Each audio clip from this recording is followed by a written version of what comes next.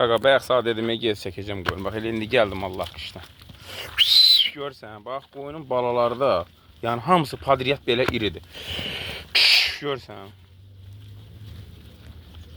Yəni qoyunun hamısı, yəni dediyim kimi, yəni 1, 2, 3. Yəni içində, yəni erkəkdə var. Yəni ki, qoyunundakı, yəni sortu da superdir. Yəni quzu da ki, yəni içində deyir, bax 5-6 dənə, bax belə, yəni balaca var. Görsəm çal əmliyi. Yerdə qalan quzunu bax görsən, hamısı iridir.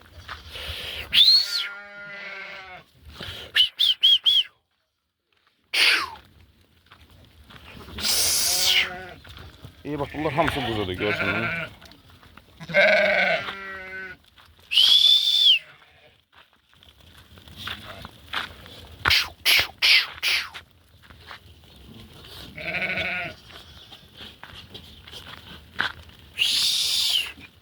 Hamısını böyle ətraflı hərrəni çəkirəm, bax.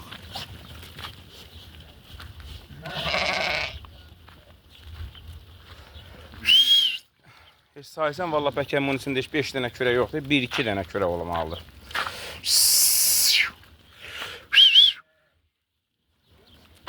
Sizin deyin, qoyun topalaşırıq.